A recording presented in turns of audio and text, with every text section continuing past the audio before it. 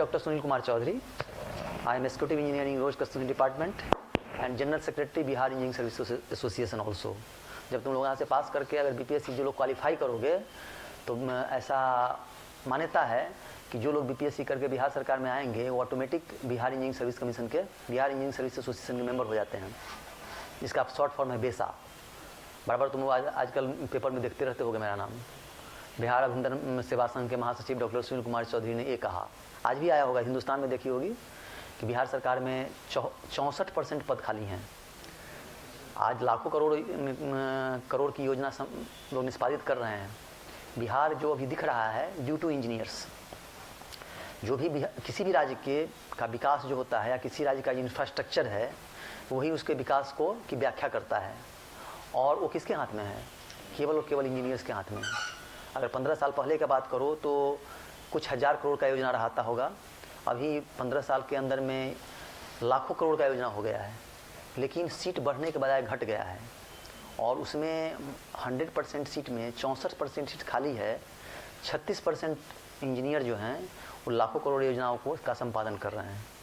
तो समझ सकते हो कि कितना प्रेशर में इंजीनियर रहता होगा बिहार सरकार का, किसी भी डिपार्टमेंट का। अभी जैसे नल जल योजना का बात किया, जो कोई लड़का था ना बोला नल जल योजना का, तुम कॉन्ट्रैक्ट पे रहोगे ना उसमें, हाँ, लेकिन उसका रेगुलर इंजीनियर सबका हालचाल पूछो, कितना पगला रहता है सब, कब कौन सस्पेंड होगा, कब डिस्चार्ज होगा, इसका कोई पता नहीं रहता है। आज इसी समय कल ये काम हो जाना चाहिए। तो टारगेट बहुत टफ है, लेकिन इंजीनियर का संख्या बहुत कम है। तो इस तरह के मेरे बयान आते रहते हैं पेपर में, हम लोग सरकार से लड़ते रहते हैं as a general secretary of public Bihar engineering service association. साथ में सरकार में हम कार्यपालक अभियंता हैं पथ निर्माण विभाग में। तो इसमें जब तुम लोगों का जब रिटन क्लियर हो गया है तब इंटरव्यू की जब बात आती है ना, तो इंटरव्यू में मेन ध्यान रखना है कि तुम लोग ऐसा नहीं है कि ये मानकर चलता है कि सामने वाला सब चीज़ का विद्वान है। जो इंटरव्यू बोर्ड में बैठा हुआ है he may be a learned person from a certain field, but वो मानता है कि सामने वाला लड़का जो बैठा हुआ है वो किसी खास सब्जेक्ट किसी एरिया में उसको अच्छा समझ हो सकता है, विद्वान नहीं हो सकता है। ये मानकर चलना है कि सामने वाला भी वैसा ही बैठा हुआ है। ये मानकर चलोगे सामने वाला क्या पूछ देगा, वो तो बहुत विद्वान आदमी है, तो पहले ही कॉन्फिडेंस लेवल आदमी का कम हो जाता है। इंटरव्यू में मेन कॉन्फिडेंस लेवल काम करता है। किसी आदमी से हो सकता है कि बहुत साधारण बात पूछ करके छोड़ दे, किसी आदमी से बहुत ग्रिल करने लगता है। देखते होगे ना 5 मिनट में भी कोई निकल जाता है, किसी को 20 मिनट भी लगता है। तो सब पीछे बहुत सारा कारण है, क्योंकि देखोगे कि वहाँ पर तुम्हारा बायोडाटा या जो फॉर्म भर के दे होगे या इंटरव्यू के टाइम में जो कुछ भरवाएगा, या तो पहले से उसके पास उसका एकेडमिक रिकॉर्ड्स है, वो सबके पास रहता है सामने, या नहीं तो जो उस समय जब इंटरव्यू के लिए जाता है सुनते कुछ सिस्टम बदल गया है तो उस समय भी कुछ भरवा लेता है। तो उसमें तुम्हारा मोटा मोटी डिटेल उसके सामने रहता है और लोग उल्टा पलटा के देखते रहता है। तो जज कर लेता है कि तुम्हारा स्ट्रेंथ क्या है, तुम्हारा वीकनेस क्या है, और तुम जो लिख के दिए हो उसमें सत्यता कितना है, इसी का वो मतलब मेनली जज करता है। सब मान के चलता है बीटेक होगा चाहे एमटेक होगा, तो बीटेक एमटेक होगा तो उसमें तुमसे जो बात करेगा ना उसी में क्वेश्चन बनता है।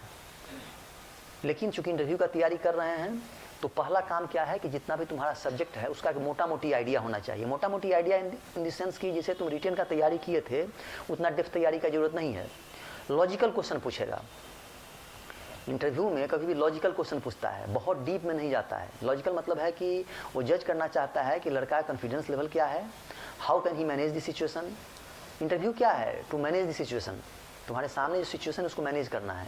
मान लो कि कोई आदमी का स्पेशलाइजेशन है स्ट्रक्चर का, और पूछ दिया ठीक है स्ट्रक्चर में अच्छा जवाब दे रहे हो, तो कोई हाईवे का क्वेश्चन पूछ दिया। तो हाईवे क्वेश्चन को जवाब देना उतना इंपॉर्टेंट नहीं है जितना कि उसको मैनेज करना इंपॉर्टेंट है। दुनिया में सब कुछ मैनेजमेंट पे चलता है। वही सक्सेसफुल इंसान है जो सिचुएशन को मैनेज कर सकता है। सिचुएशन हमेशा फेवरेबल नहीं रहता है, बहुत कम लोगों को सिचुएशन फेवरेबल हमेशा मिलता है। अक्सर हाँ तुमको डिफिकल्ट सिचुएशन का ही सामना करना पड़ता है, चाहे तुम घर हो, परिवार हो, फैमिली हो, फ्रेंड सर्किल हो, मार्केट हो, ऑर्गेनाइजेशन हो, कॉलेज हो, हर जगह डिफिकल्ट सिचुएशन को ही फेस करना पड़ता है।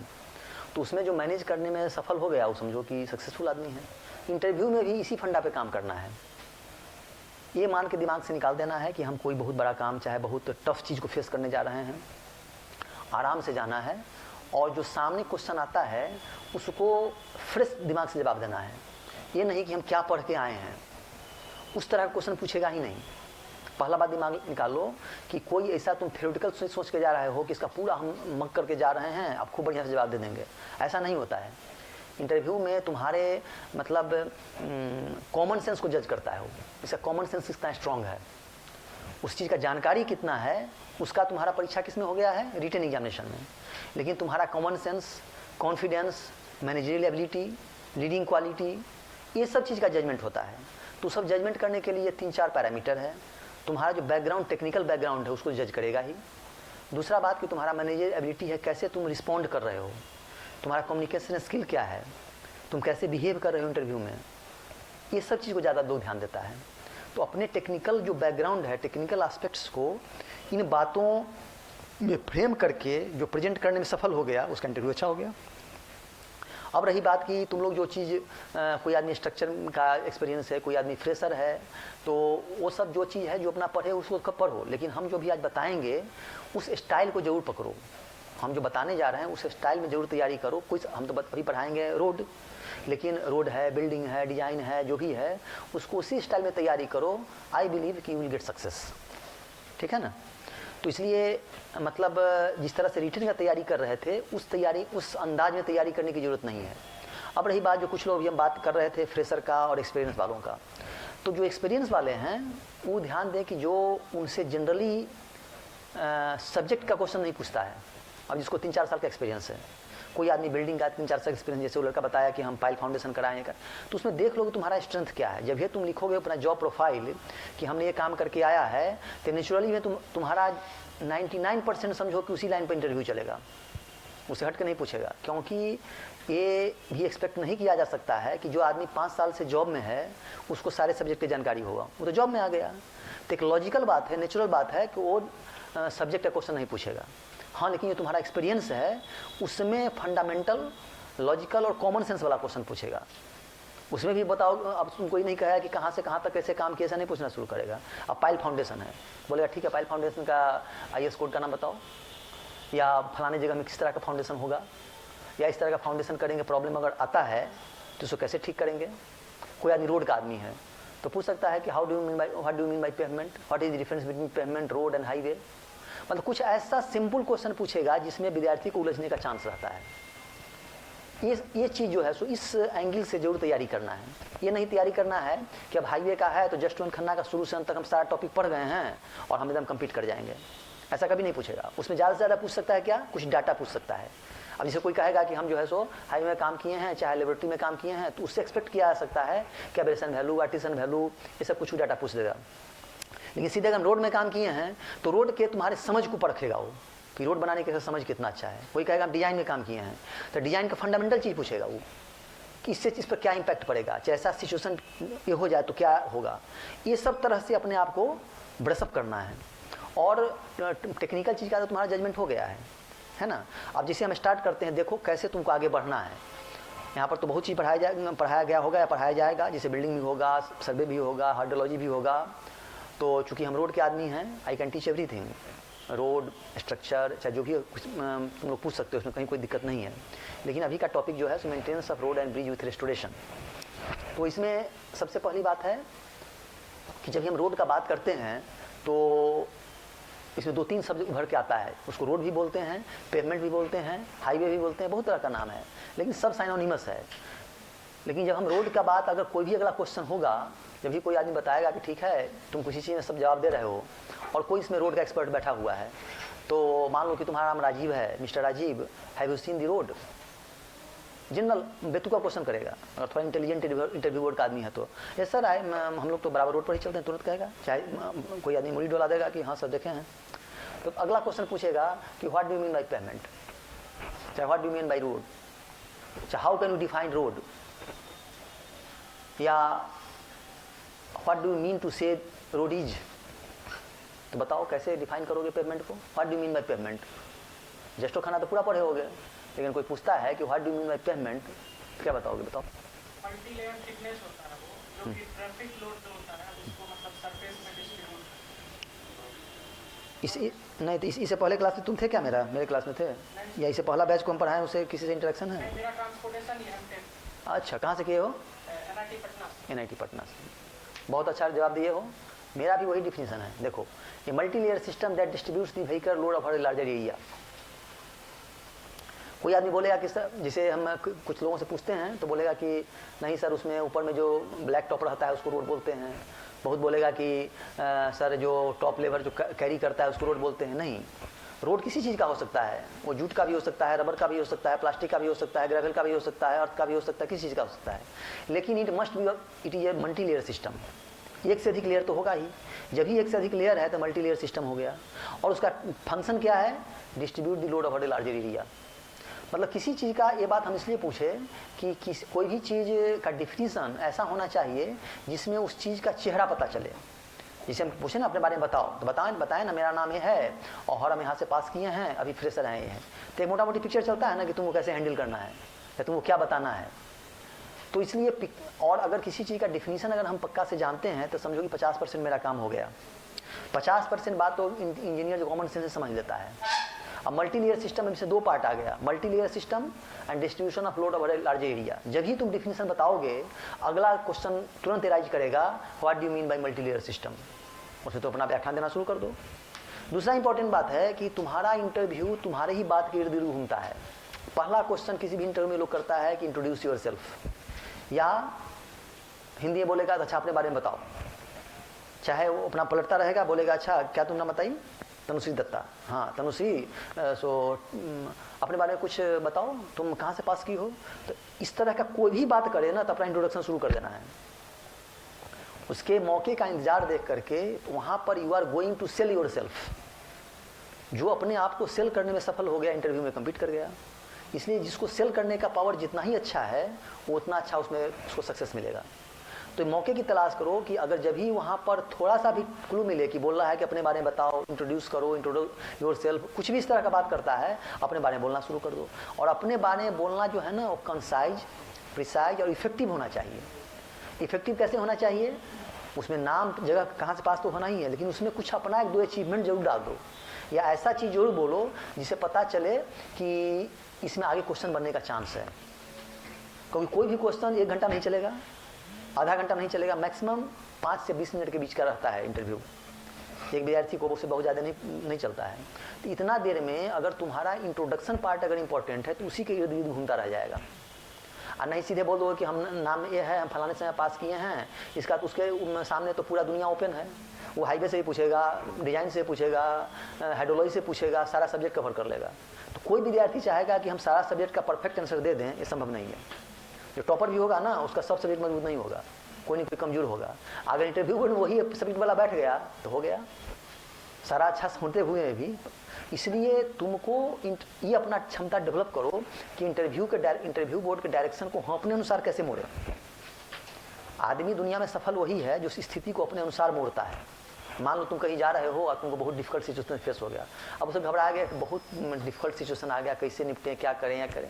और वहीं दूसरा टेक्टफुल आदमी है तो जो है सो स्थिति को अपने अनुसार संभाल लेता है। तो इंटरव्यू बोर्ड में भी वही है कि पहला क्वेश्चन जो इंट्रोडक्शन है ना, वो तुम्हारा इतना अच्छा होना चाहिए कि आगे का रास्ता खोल दे। अगर बिल्कुल बोले, अब जैसे यहाँ बताया 3 साल हम बोले कि इस तरह पास किए और फ्रेशर हैं, फ्रेशर नहीं ना हुए, वो तो तुम्हारा ये बहुत बड़ा डिमेरिट हो जाता है। कोई आदमी करंट बैच में कम्पीट किया और कोई 4 साल तैयारी करके कम्पीट किया, तो उसमें जरूर उस 4 साल को जस्टिफाई करने के लिए जवाब सोच के रखो। अगला तुरंत क्वेश्चन पूछेगा, अच्छा 4 साल क्या कर रहे थे? तो सर तैयारी कर रहे थे, एडवर्टीजमेंट देख रहे थे, उसके बाद फिर इसकी तैयारी होगी तैयारी। इसका मतलब वो समझता है कि इसके पास मल्टीटास्किंग एबिलिटी नहीं है। क्योंकि तुम्हारा यहाँ अपॉइंटमेंट कैसे होगा? As assistant engineer. तो असिस्टेंट इंजीनियर अगर फील्ड में पोस्टिंग होता है फिर भी, ऑफिस से पोस्टिंग होता है फिर भी, तुमको एक साथ कई सारा काम करना है। ये काम थोड़े आदमी को हैंडल करना रहता है। चाहे अगर बॉसे के लिए दो तो तुम असिस्टेंट इंजीनियर, तुमसे ऊपर एक्सिक्यूटिव है, एसी है, चीफ है, इंजीनियर चीफ है, सेक्रेटरी, बहुत सारा है, सब तो तुम्हारा बॉसे है। उस हालत में भी बहुत लोगों को तुमको फेस करना है। तो जिसके पास मल्टी टास्किंग एबिलिटी नहीं है, अब जैसे मान लो अपने विभाग में एक्सिक्यूटिव इंजीनियर है, साथ में फॉरेस्ट के नोडल अफसर हैं, आरओबी के नोडल अफसर हैं, एनवायरमेंट क्लियरेंस के नोडल अफसर हैं, तो एक साथ कई काम करना है। क्रिटिकल कोड के समूह देखना पड़ता है, साथ में हम संघ के महासचिव भी हैं। तो जिसमें मल्टीटास्किंग एबिलिटी नहीं है, वो मानता है इंटरव्यू बोर्ड कि ये लिस्ट सुटेबल कैंडिडेट है गवर्नमेंट जॉब के लिए, चाहे प्राइवेट जॉब के लिए भी। कोई आदमी चाहता है हमको ऐसा बंदा मिले जो अधिक से अधिक काम कर सके। तो वैसे बंदे को अब यहाँ पर तो सिलेक्शन नहीं करना है, रिजेक्शन करना है। 3000 अगर रिटर्न कंप्लीट किया है तो उसमें से 1200 को लेना है रफली। तो इसमें बाकी को तो छांटना है ना, तो बाकी छांटने के लिए क्राइटेरिया बनाएगा। एक और तरह का क्वेश्चन पूछ सकता है, why should I take you. मान लो 3000 आदमी है, तो तुम में क्या क्वालिटी है कि तुम्हें को हम ले लें, हम उसको काहे नहीं लें, हम इसको काहे नहीं लें, चाहे सबसे वो पीछे बैठा है उसको काहे नहीं लें। तो तुमको अपने आप को प्रूव करना पड़ेगा कि तुम भीड़ से हट के कैसे हो। और इस क्वेश्चन को जवाब देने में सफल हो गए तो उसी में हो सकता है कि कुछ टेक्निकल क्वेश्चन पूछेगा, पूरा इंटरव्यू खत्म हो जाएगा और तुम एकदम से मस्त होकर बाहर निकल जाओगे, फर्स्ट क्लास हो गया कॉन्फिडेंटली। और नहीं उसमें अगर टेक्निकल क्वेश्चन का झड़ी लगा दिया, कुछ ना कुछ क्वेश्चन गलती होगा। और कुछ ना क्वेश्चन जवाब दिए वो मायने नहीं रखता है, कितना क्वेश्चन गलत दिए वो ज़्यादा मायने रखता है। और टेक्निकल क्वेश्चन का भी जवाब देना है कि इंटेलिजेंट जवाब होना चाहिए। इसलिए हम पेमेंट का डिफिनीशन से स्टार्ट किए। अब वहाँ पर ऐसा नहीं स्टार्ट कर दो कि पेमेंट जो है सो GSB, WM, BM और STBC से बना होता है और उस पर लोग चलते हैं और उसका जो ऊपर वाला सरफेस है वही रोड कहलाता है, हो गया।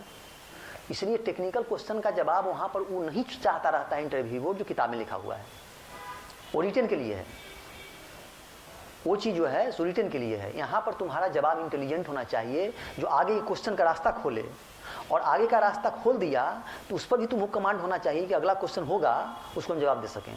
इसलिए इंटरव्यू तैयारी करने की जरूरत इस बात की है कि तुम प्रोबेबल क्वेश्चन को तलाश कर रखो। अब मान लो कि तुम हाईवे की तैयारी कर रहे हो, तो ये अंदाज करो कि मेरे सामने इंटरव्यू बोर्ड बैठा हुआ है, क्या क्या क्वेश्चन पूछ सकता है, मेंटल एक्सरसाइज करो। हम पेमेंट का बात कर रहे हैं तो पेमेंट में हो सकता है, पेमेंट में हो सकता है। तो उस तरह से तुम्हारा अगर दिमाग तैयार है तो तुमको फेस करने में दिक्कत नहीं होगी।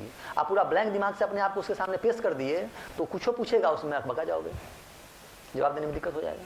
अब देखो जैसे यहाँ पर what is payment, multi layer system, तो अगला क्वेश्चन क्या बनेगा कि मल्टी लेयर सिस्टम के बारे में तुम क्या समझते हो, तुम पूछ सकता है, तो उसे फटाफट जवाब दे दोगे।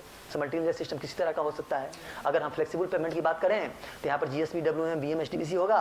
अगर हम रिज पेमेंट की बात करें तो यहाँ पर GSB, DLC, PQC होगा। या हम जो है जूट का रोड का बात करें तो नीचे में सबग्रेड बेस, ऊपर में सरफेस कोर्स होगा। इसलिए बोल दिया कोई चीज़ जो है सो इंटरव्यू में मैनेजमेंट का बहुत ध्यान रखा जाता है, क्योंकि असिस्टेंट जब ये तुम इंजीनियरिंग डिपार्टमेंट में घुस रहे हो तो अब जो इंजीनियरिंग का रोल है वो टेक्निकल कम मैनेजर रोल ज़्यादा है। तो वो जरूर तुम्हें खोजेगा कि तुम्हें मैनेजमेंट क्वालिटी है कि नहीं। तो जवाब में मैनेजमेंट होना चाहिए, कोई चीज़ का डायरेक्ट जवाब नहीं देना है। अब जैसे जूट का रोड का बात आएगा, बोले अच्छा है road heard about jute road, yes sir, तो क्या उसमें होता है, तो सर इसमें भी 3 लेयर होता है, सबग्रेड बेस सरफेस कोर्स। अब उसमें फिर डिग करेगा तो उसमें तो बताना है, पहले राउंड में सारा बात खोल के नहीं बता देना है, फिर वो अगला क्वेश्चन पूछना शुरू कर देगा, उसमें और डीप में चला जाएगा। अब मान लो कोई इंटरनेशनल जर्नल पढ़ के आया होगा जो तुम नहीं जानते हो, वहाँ फंस जाओगे। बात समझो कि नहीं? मेरे कहने का ये है कि तुमको अपने आप इंटरव्यू के लिए इस तरह से प्रोबेबल क्वेश्चन के तैयार करके जाना है कि तुम फंसो नहीं। और जवाब तुम्हारा ऐसा होना चाहिए कि जो तुम सोच के जा रहे हो कि अगला क्वेश्चन वही पूछेगा, वो अगला क्वेश्चन पूछे, आई पॉसिबल है। दूसरा क्या है, ओवर ए लार्जर एरिया। इसमें क्या क्वेश्चन हो सकता है, ओवर ए लार्जर एरिया का मतलब पूछेगा कि कैसे लोड डिस्ट्रीब्यूट होता है, पहला क्वेश्चन हो सकता है। या दूसरा क्वेश्चन हो सकता है कि अच्छा ठीक है, तो जो लोड डिस्ट्रीब्यूट करेगा ना, एक तो कागज पुर्जा रखे रहेगा, बोलेगा अच्छा इसमें लोड डिस्ट्रीब्यूशन डायग्राम बना के दिखाओ, वो तुम बना दो। अगर लोड डिस्ट्रीब्यूशन डायग्राम बना दिए, बोलेगा अच्छा ठीक है, तो इसका स्ट्रेस डिस्ट्रीब्यूशन डायग्राम बना सकते हो, वो बना के दिखा दो। बोले इसमें दोनों में रिलेशन क्या है, कोई ग्राफ खींच सकते हो। इस सब तरह का इंटेलिजेंट क्वेश्चन संभावित रहता है। ये नहीं संभावित रहता है कि अच्छा उसमें GSB के बाद क्या होता है, WM के बाद क्या होता है, ये नहीं पूछेगा। अगर इंटरव्यू में इंटेलिजेंट आदमी है तो तुम अगर तैयारी करके जा रहे हो तो हाईएस्ट लेवल की तैयारी करके जाओगे ना। अब मान लो हम कि क्या बोलते हैं चांद पकड़ने की कोशिश कर रहे हैं, तो कम से कम उससे नीचे वाला तो पकड़ में आएगा ना। अब हम खाली GSB WM का तैयारी करके जाएंगे तो उससे अगर ज़्यादा वाला पूछ देगा तो फंस गए। कहने का मतलब है कि क्वेश्चन कंसेप्चुअल का तैयारी होना चाहिए, तुम्हारा फंडामेंटल, तुम्हारा कंसेप्ट काफ़ी क्लियर होना चाहिए। जिसका कंसेप्ट बहुत क्लियर है वो कोई भी क्वेश्चन पूछेगा सोच के बता देगा। नहीं जो किताब पढ़ के जाएगा और केवल उसी बेस्ड तैयारी है तो उससे हट को नहीं बता पाएगा। किताब में तो केवल थ्योरेटिकल चीज़ रहता है और उसी को हम रट्टा मार के जाते हैं तो उसी के इर्द गिर्द तुम्हारा नॉलेज घूमता रहेगा। लेकिन तो उसका कॉन्सेप्ट क्लियर है, तो कॉन्सेप्ट के आधार पर अगर बहुत चीज़ तुम नहीं पढ़ के जाओगे ना तो उसका सोच के जवाब दे दोगे। अब हम इसका जो डिफिनीशन बताए हैं तो इसका मतलब ये नहीं है कि यही ब्रह्म वाक्य है, हम ब्रह्मा जी नहीं है कि हम बोल दिए वही सही है, उसके अलावा बाकी डिफिनीशन सब गलत हो गया। डिफिनीशन ऐसा होना चाहिए जिसमें उसका चेहरा दिखाई पड़े, उसका फंक्शन दिखाई पड़े। तो ये डिफिनीशन ऐसा इसलिए है सही है क्योंकि इसमें चेहरा भी दिखाई पड़ रहा है और इसका फंक्शन भी दिखाई पड़ रहा है। लेकिन इसका दूसरा डिफिनीशन भी हो सकता है। इसको देखो, ये भी उतना ही जस्टिफाइड है जितना पहले वाला है, लेकिन इसको कहने का तरीका अलग है।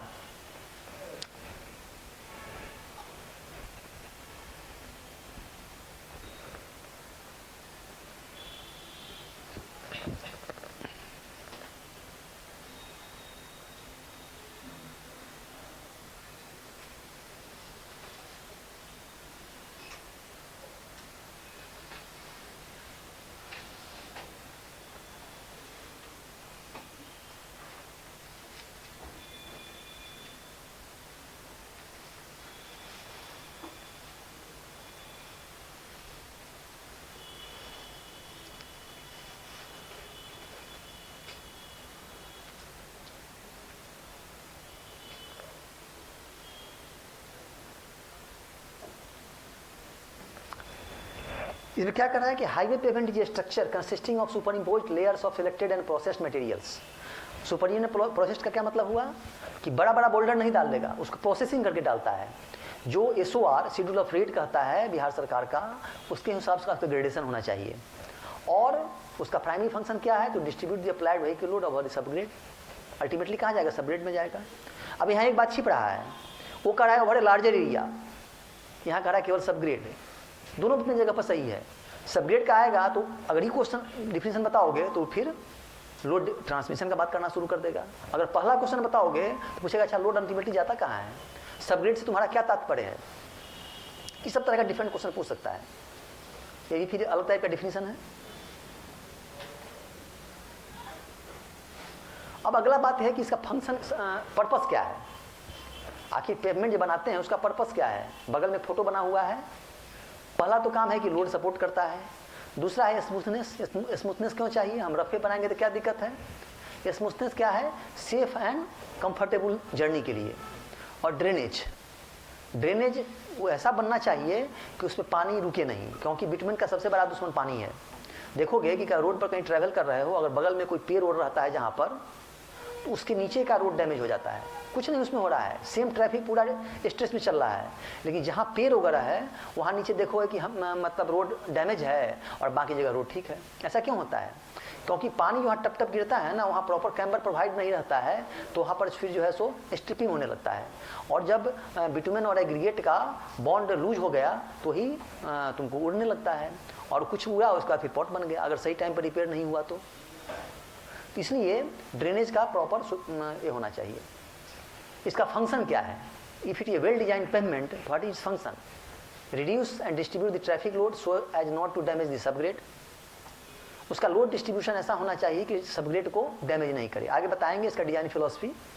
Provide vehicle access between 2 points, provide safe smooth and comfortable ride, meet environmental and aesthetic requirement, limited noise and air pollution, reasonable economy. Last ऊपर तीनों वाला जो पॉइंट है ये तुमको जनरल बात है, लेकिन नीचे 3 वाला पॉइंट अगर तुम बताते हो, अगर क्वेश्चन पूछता है कि वेल डिजाइन पेमेंट का फंक्शन क्या है, 5 फंक्शन बताओ, ये प्रबल क्वेश्चन हो सकता है ना। अगर पेमेंट की बात किए तो पूछ सकता है कि कोई 5 फंक्शन बताओ वेल डिजाइन पेमेंट का। तो अगर नीचे 3 वाला पॉइंट बताते हो वो ज़्यादा इम्पैक्ट डालेगा और उसमें तुम्हारा क्वेश्चन का संभावना बढ़ जाएगा।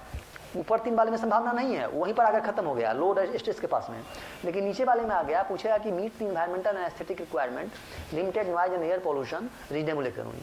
तो इसको थोड़ा तैयारी करके जाओ कि क्यों इन्वायरमेंटल का इसमें कहाँ है तुम बात कर रहे हो, हम रोड बना दिए काम हो गया तो नहीं।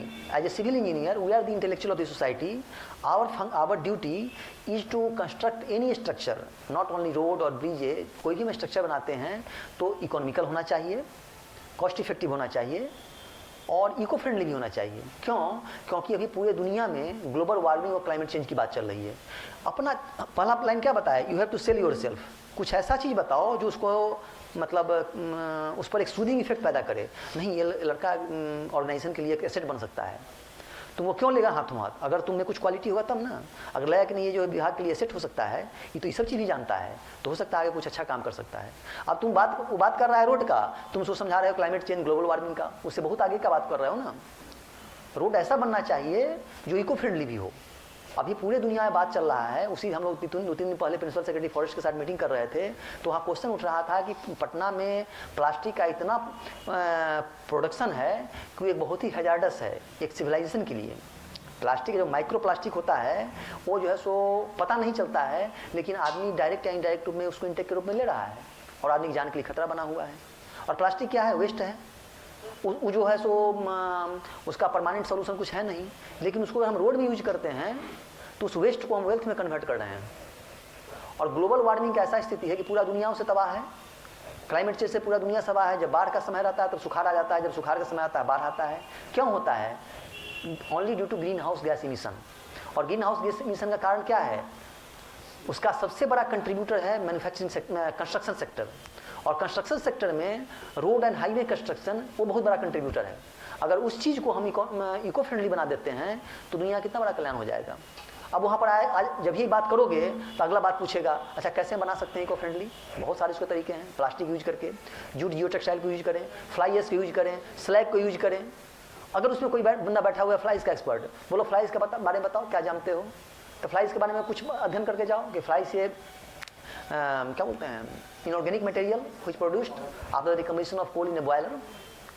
अभी मोटा मोटी पूरे इंडिया में जितना सीमेंट का प्रोडक्शन होता है उसी के आसपास फ्लाइज का भी प्रोडक्शन हो रहा है, 130+ मिलियन टन का।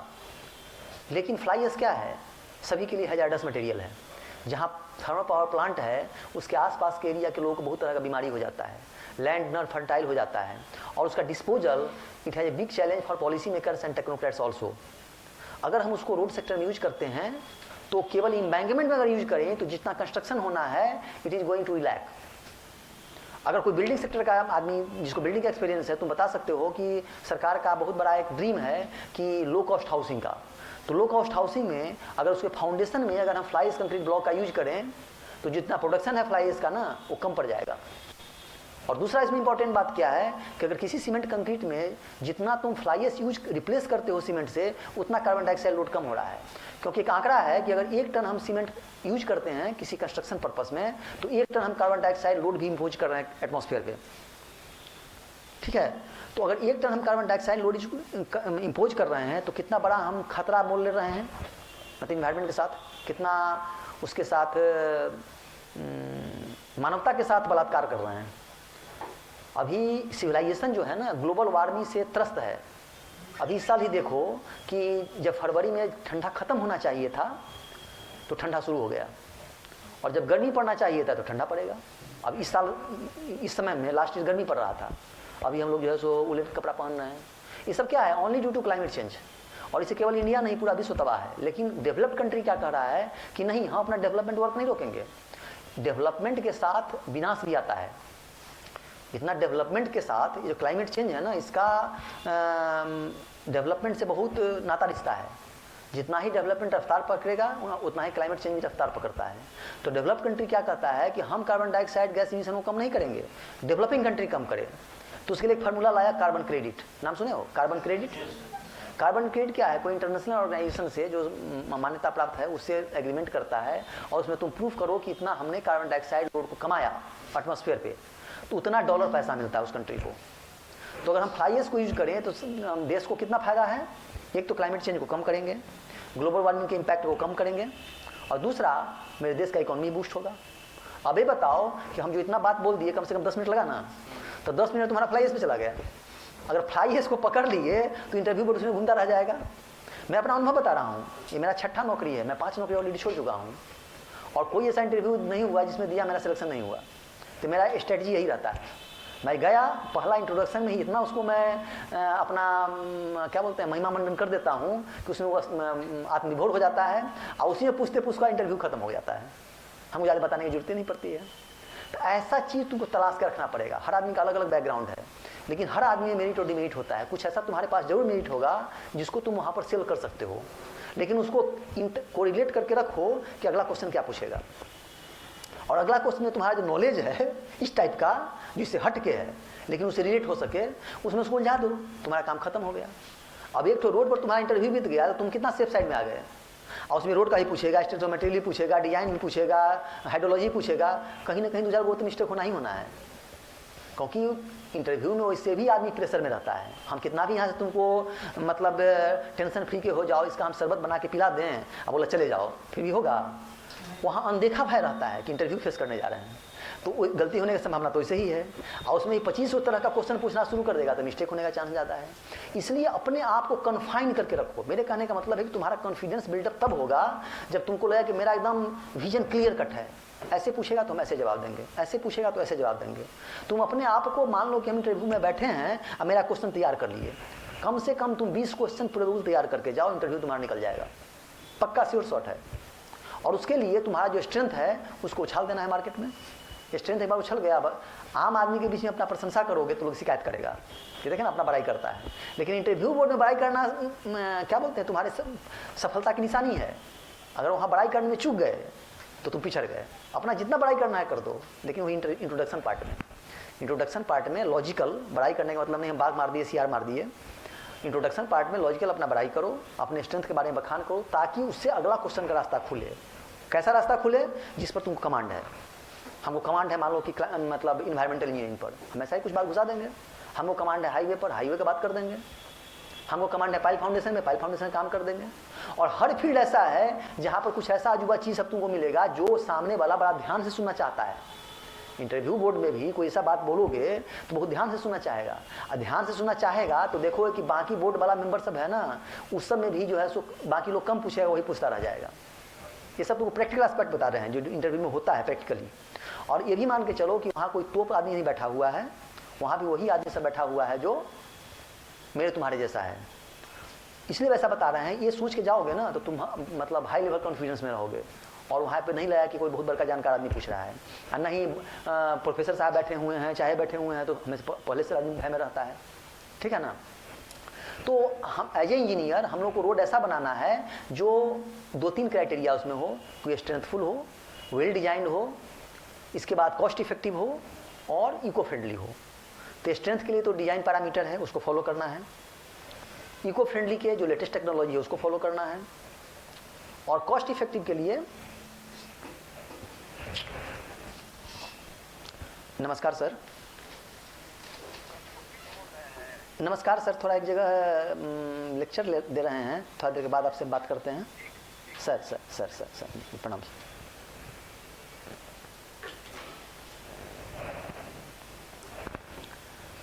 और कॉस्ट इफेक्टिव के लिए क्या है कि लेटेस्ट टेक्नोलॉजी है उसको, जब कॉस्ट इफेक्टिव जो होगा ना, जनरली सिविल इंजीनियरिंग फील्ड में जो कॉस्ट इफेक्टिव टेक्नोलॉजी है इको फ्रेंडली भी है, जैसे फ्लाई एश है, प्लास्टिक है, यूट टेक्सटाइल है, सब का जो है एक मेरिट है कि कॉस्ट इफेक्टिव भी होता है। तो इस तरह से वेल डिजाइन फंक्शन पेमेंट का ये फंक्शन है जिसमें लेटेस्ट लास्ट तीनों वाला जो है वो ज़्यादा इंपॉर्टेंट है, क्योंकि बाकी तीनों कन्वेंशनल है लेकिन इसमें बहुत सारी टेक्नोलॉजी है। अब रिक्वायरमेंट उसका क्या होना चाहिए, सफिशिएंट थिकनेस होना चाहिए, स्ट्रॉन्ग होना चाहिए, इसके बाद शुड नॉट इम्परवियस। इम्परविलिटी जो है सो बेसिक क्राइटेरिया है पेमेंट का, चाहे वो रिजिड पेमेंट हो या फ्लेक्सिबल पेमेंट हो। जो जितना ही इम्परम्यूबल है वो उतना ही उसकी ड्यूरेबिलिटी भी है, वो उसका स्ट्रेंथ भी ज़्यादा है। क्यों? क्योंकि वही चीज़ ज़्यादा ड्यूरेबल है जो बाहरी एजेंट या पानी को, वाटर को पेनिट्रेट नहीं करने देता है। आजकल कोरोना किसको ज़्यादा होता है? जिसका इम्यूनिटी कम है, और जिसका इम्यूनिटी ज़्यादा है उसको कोरोना होगा, कोरोना भागल रहता है। तो ही चीज़ है कि ड्यूरेबिलिटी उससे स्ट्रक्चर का ज़्यादा है जो ज़्यादा इम्यून है एक्सटर्नल एजेंट के अगेंस्ट। एक्सटर्नल एजेंट क्या है? वातावरण में जो गैस घूम रहा है, और लिक्विड और केमिकल और पानी। इसको कैसे अचीव किया जा सकता है? उसको डेंस बना करके। और डेंसनेस कैसे आता है? जब ही उसके अंदर का, उसके लिए तुमको केमिस्ट्री जानना पड़ेगा। जैसे सीमेंट कंक्रीट का बात करो, अगर सीमेंट कंक्रीट पेमेंट का बात करो या सीमेंट कंक्रीट स्ट्रक्चर का बात करो, तो उसमें क्या है, जो इम्परवियस ज़्यादा या मजबूत वही स्ट्रक्चर ज़्यादा होता है जिसके पार्टिकल्स के बीच में कोवेलेंट बॉन्ड ज़्यादा मजबूत हो। अगर तुम सीमेंट कंक्रीट का बात करो तो सीमेंट कंक्रीट के इंटरफेस जो होता है वो ट्रांजिशन जोन कहलाता है। इंटरफेस उसका जो है वो ट्रांजिशन जोन कहलाता है। ट्रांजिशन जोन जितना ही थिक होगा उतना ही उसमें ड्यूरेबिलिटी कम होगा, ट्रांजिशन जोन जितना ही थिन होगा ड्यूरेबिलिटी उसका ज़्यादा होगा। क्योंकि वहाँ पर जैसे आदमी के शरीर के लिए ग्लूकोज बहुत इंपॉर्टेंट है ना, ग्लूकोज का इंपॉर्टेंट है क्योंकि एनर्जी देता है, उसी तरह से सीमेंट कंक्रीट में एनर्जी कौन देता है? Calcium hydroxide. तो कभी कभी तुम ऐसा फील किए हो कि जैसे एग्जाम में, चाहे टर्मिनल एग्जामिनेशन में रात में जग गए पूरा, अगले दिन ड्राउजीनेस लग रहा है, एक मग पानी में एक 100 ग्राम ग्लूकोज का डिब्बा घोर के पी लो भर दिन तुम जगले रहोगे, एकदम से कोई न थकान बुझाएगा, कुछ नहीं बुझाएगा। क्यों? क्योंकि जो उसमें कार्बोहाइड्रेट रहता है वो जो है सो डिकम्पोज करता है, उससे जो हीट ऑफ हाइड्रेशन निकलता है तुम्हारे शरीर को एनर्जी प्रदान करता है। वही काम सीमेंट कंक्रीट में होता है, वही काम बिटुमिनस कंक्रीट में होता है। सब जगह जो है सो एनर्जी का जरूरत है, बिना एनर्जी की दुनिया नहीं चलेगा। तो कैल्शियम हाइड्रोक्साइड बहुत जरूरी है, लेकिन अगर तुम उसमें ज़्यादा वाटर मिला दिए या कम वाटर मिला दिए, दोनों हालत में दिक्कत है। अगर कैल्शियम हाइड्रोक्साइड पूरा उसका हाइड्रेशन नहीं हुआ तो वो जो है जो एक्स्ट्रा कैल्शियम हाइड्रोक्साइड बढ़ जाता है, वही सारी समस्या का जड़ हो जाता है। जैसे ग्लूकोज जरूरी है, लेकिन अगर शरीर में ज़्यादा ग्लूकोज हो जाए तो डायबिटीज हो जाता है, तब सुइया लेना पड़ता है ना। तो ही काम जो शरीर में ग्लूकोज का फंक्शन है, वही सीमेंट कंक्रीट में कैल्शियम हाइड्रोक्साइड का फंक्शन है। इसलिए कहता है ना कि वाटर सीमेंट को कंट्रोल करके रखो। वाटर सीमेंट कंक्रीट को कंट्रोल करने का एक ही मतलब है कि कैल्शियम हाइड्रोक्साइड के अननेसेसरी हाइड्रेशन को प्रिवेंट करो। लेकिन water cement ratio optimum laboratory में हो सकता है, जो बिल्कुल स्टैंडर्ड जो है वो तो प्रैक्टिकल फील्ड में होता नहीं है। तो उसके लिए लोग क्या करते हैं कि मिनरल एडमिक्सचर मिलाते हैं, चाहे और सारे उपाय करते हैं। तो वो सब करके क्या है, सबका पर्पस एक ही है कि उसको कोवैलेंट बॉन्ड को मजबूत करना, उसके स्ट्रेंथ को बढ़ाना। और जब ही कोवैलेंट मजबूत होगा तो उसका इम्परवियनेंस बढ़ेगा, इम्परवियनेंस बढ़ेगा तो एक्सटर्नल एजेंट का अटैक कम होगा, एक्सटर्नल एजेंट का अटैक कम होगा तो उसको लॉन्जिविटी बढ़ेगा। सेम काम बिटुमिनस कंक्रीट में है। जब अगर रोड में जाओगे, जब फील्ड में जाओगे, रोड बनाने का मौका मिलेगा तो देखोगे कि अभी आगे बताएंगे जो 4 लेयर होता है, ऊपर वाला लेयर जो एचडीबीसी होता है ना, चाहे डीसी जिसको बिटुमिनस कंक्रीट बोलते हैं, तो उसमें बोलता है फिलर मटेरियल बढ़िया से डालो। जेई वगैरह से बोलते रहेगा कॉन्ट्रैक्टर को कि फिलर मटेरियल चेक करता है। फिलर मटेरियल क्या है? जो उसके अंदर वॉइड्स है उसको भरता है, और भरने का एक ही पर्पस है कि उसके कोवैलेंट बॉन्ड को स्ट्रॉन्ग करता है, उसके लॉन्जिविटी को बढ़ाता है। ये सब तुमको बहुत सारी चीज़ें सब बता रहे हैं, किताब में नहीं मिलेगा, इसको ध्यान से समझो। और ये सब चीज़ तुम बताना शुरू करोगे इंटरव्यू बोर्ड में ना, तो बेहोश हो जाएगा इंटरव्यू बोर्ड वाला, बोले ये बड़ा जानकार लड़का है, इसको लेने है। बाकी पिछला मान लो तुम्हारे लॉट में 25 आदमी का इंटरव्यू हुआ ना है, तो हर लॉट में 25 तो कम्पीट करता नहीं है, 2-4 को एक लॉट में आएगा, तो बाकी 20 आदमी की बात भूला जाएगा। ये बात हम इसलिए बार बार स्ट्रेस दे रहे हैं कि तुमको अपने आप को सेल करना है। कुछ ऐसा चीज़ जरूर बताओ जो लगे उसको कि नहीं इसमें एक्स्ट्रा चीज़ है। हम बात कर रहे हैं रोड का, लेकिन रोड के बाद से हम उसको बता दिए फ्लाइज के बारे में, प्लास्टिक के बारे में बता दिए। चाहे जो कोई एक्सपीरियंस वाले हैं, सर हम वहाँ थे, बनाए चाहे नहीं बनाए, हम सर वहाँ बनवाए थे प्लास्टिक का रोड, लेकिन जब भी बताओ बोलोगे प्लास्टिक का रोड बनवाए थे तो उसका टेक्नोलॉजी जान लेना पड़ेगा। वहाँ ही नहीं कहेगा तुम बना के दिखा दो रोड ना, तुम्हारे टेक्निकल नॉलेज को चेक करेगा कि सही में तुम बनाए हो कि नहीं बनाए हो। तो उतना अपने आप को कॉन्फिडेंट करके जाना है। तो ये सारी बात, और ये तुम अगर कुछ एक्स्ट्रा बात जानते रहते हो तो उसका परिणाम क्या होता है कि अगर कुछ एक्स्ट्रा क्वेश्चन नहीं पूछेगा ना तो उससे रिलेट करके तुम बता दोगे। अब कैसे बताए? Road, global warming, climate change, fly ash, plastic, chemistry, water cement ratio, सब इंटर रिलेटेड है। लेकिन उस इंटर रिलेशन को स्थापित करने के बाद तुम्हारे पास कला आना चाहिए। मैनेजमेंट जो करके आता है ना वो कुछ नहीं जानता रहता है, उसको एक ही चीज आता है कि मैनेज कैसे करना है। ये गुड मैनेजर ये है, वो है कुछ नहीं करता है लेकिन सब कुछ करता है।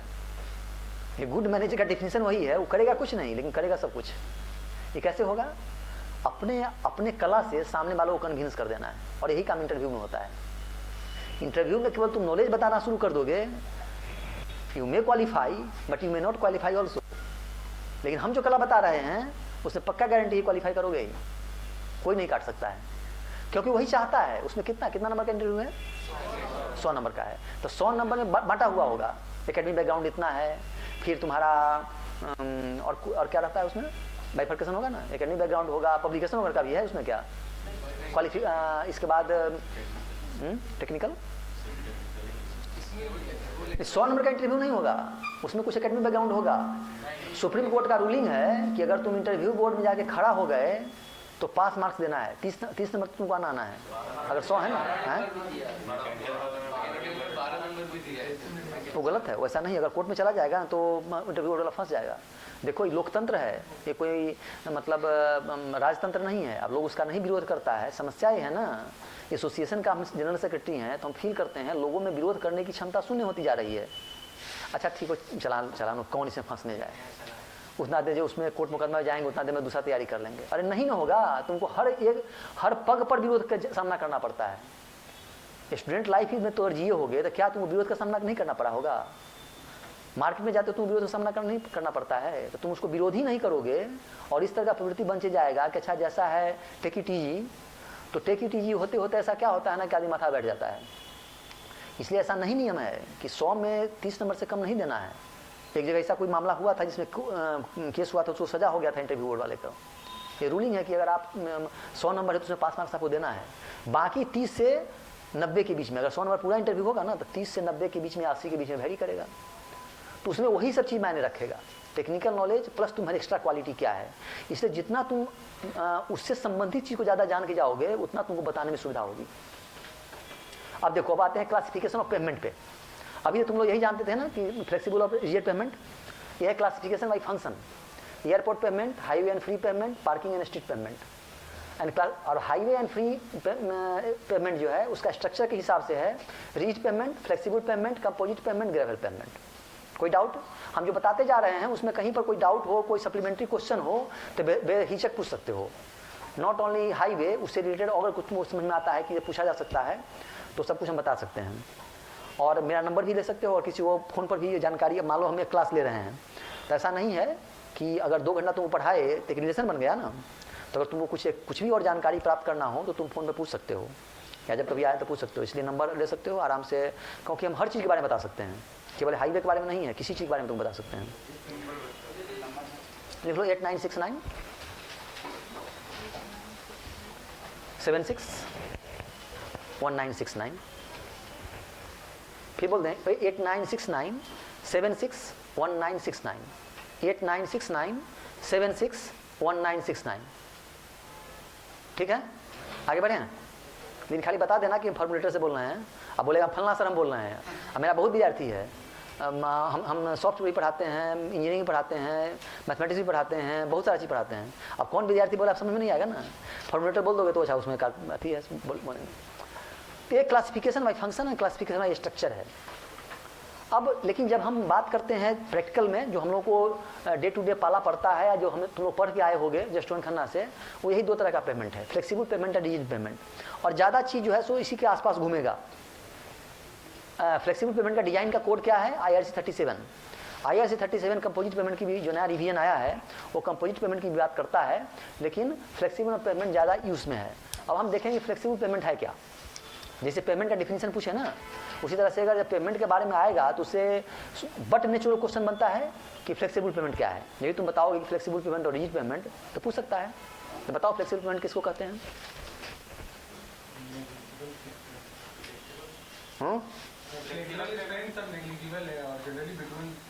फ्लेक्सिबल स्ट्रेंथ नेग्लिजिबल है और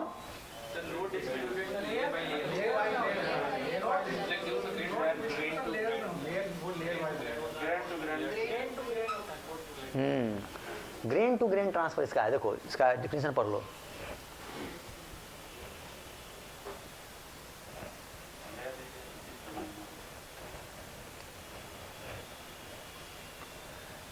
A flexible payment is a structure that maintains intimate contact with and distributes load to the subgrade and depends on aggregate interlock, particle friction and cohesion stability. सबका किसी भी स्ट्रक्चर का हम definition में इसलिए ज़्यादा जोड़ दे रहे हैं ना कि डिफिनीशन अगर तुमको ध्यान से पता है तो उसको लोड ट्रांसफर मैकेनिज्म, क्योंकि स्ट्रक्चर सब स्ट्रक्चर कैटेगरी में आएगा, चाहे रोड हो, चाहे ब्रिज हो, चाहे बिल्डिंग हो, सब हो, लेकिन सब में लोड ट्रांसफर मैकेनिज्म अलग अलग ढंग से होता है। तो अगर डिफिनीशन अगर जानते हैं तो लोड ट्रांसफर मैकेनिज्म स्पष्ट पता चल जाता है। और डिफिनीशन और लोड ट्रांसफर मैकेनिज्म और फंक्शन, ये 3 चीज़ का क्लियर कट कंसेप्ट हो गया तो समझो कुछ चीज़ का जानकारी हो गया। तो इसमें क्या होता है? ग्रेन टू ग्रेन ट्रांसफर होता है। और जब ये ग्रेन टू ग्रेन ट्रांसफर का बात करेंगे तो आगे हम कुछ फोटो दिखाएंगे, उस पर क्वेश्चन कर सकता है। वहाँ पर जो बोर्ड में रहता है ना, हो सकता है कि थ्योरेटिकल पूछ रहा है लेकिन कागज़ पेन भी रखे रहता है। कोई पूछेगा कि इसका डायग्राम बना के दिखा दो, तो इसमें अगर ऐसे होगा तो इस पर क्या इम्पैक्ट पड़ेगा, छोटा छोटा, लेकिन वो सब बहुत ही इंटेलिजेंट क्वेश्चन रहता है और बहुत कम समय में जवाब दिया जा सकता है। लेकिन विद्यार्थी चूँकि प्रेशर में रहता है तो घबरा जाता है कि क्या पूछ दिए। लेकिन ऐसा कोई क्वेश्चन नहीं पूछेगा जिसको तुमको जवाब देने में 5 मिनट टाइम लगे। जिसका कॉन्सेप्ट क्लियर है वो हमको लगता है कि 10-20 सेकंड में जवाब दे देगा। अगर SFD BMD ड्रॉ करने के लिए देगा तो ऐसा देगा ना कि जिसको बिना दिमाग लगाए तो ड्रॉ कर सकते हो, लेकिन वहाँ सोचना शुरू कर दोगे तो 5 मिनट टाइम लग जाएगा। जब ये टाइम लगा तो समझ गया कि इसका कंसेप्ट क्लियर नहीं है, तुरंत अगला क्वेश्चन डाल देगा। इसलिए टाइम नहीं लगाना है, क्वेश्चन सुन करके उसका इमीडिएट जवाब उसको होना चाहिए, तैयार होना चाहिए, with confidence and with conceptual. Flexible pavement का भी डिफिनेशन हो सकता है, which reflects deformation of subgrade. अब देखो पहला क्वेश्चन जो है ग्रेन टू ग्रेन की बात करता है, ये क्या कहता है, जस्ट उल्टा बात कर रहा है, which reflects deformation of subgrade and the subsequent layers on the surface that is lowly transmitted from grain to grain through contact points of granular material in a compressive way। बाद में explain कर दिया है, वही नीचे के deformation को ऊपर करेगा। कभी तुम रोड पर चल रहे होगे तो देखोगे कि आगे फोटो में दिखाएंगे, सबग्रेड का प्रॉब्लम जनरली लोग समझता है कि पेमेंट में प्रॉब्लम आ गया इसलिए क्रैक है, लेकिन प्रॉब्लम रहता है सबग्रेड का और वो रिफ्लेक्ट करता है सरफेस पे और वहाँ क्रैक आया रहता है। वो कब पॉसिबल है, जब ग्रेन टू ग्रेन ट्रांसफर होगा।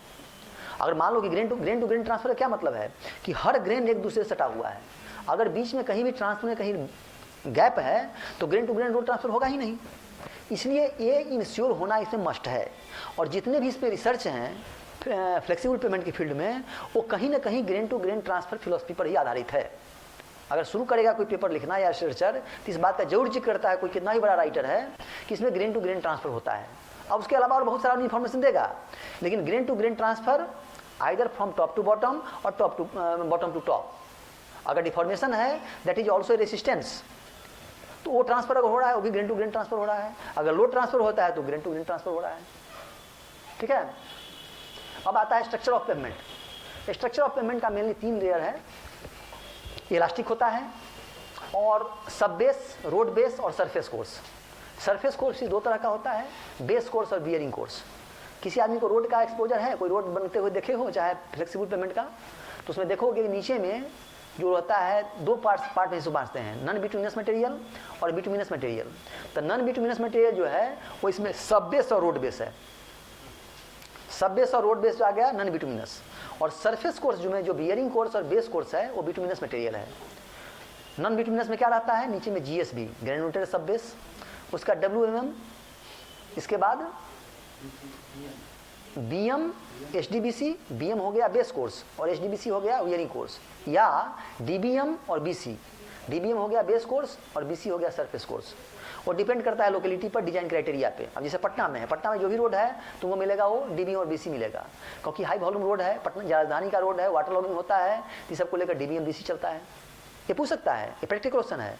कहाँ से तुम आती हो, अभी पटना में रह रही हो ना? हाँ सर मैं पटना में रह रही हूँ। तो बेली रोड तो देखी होगी,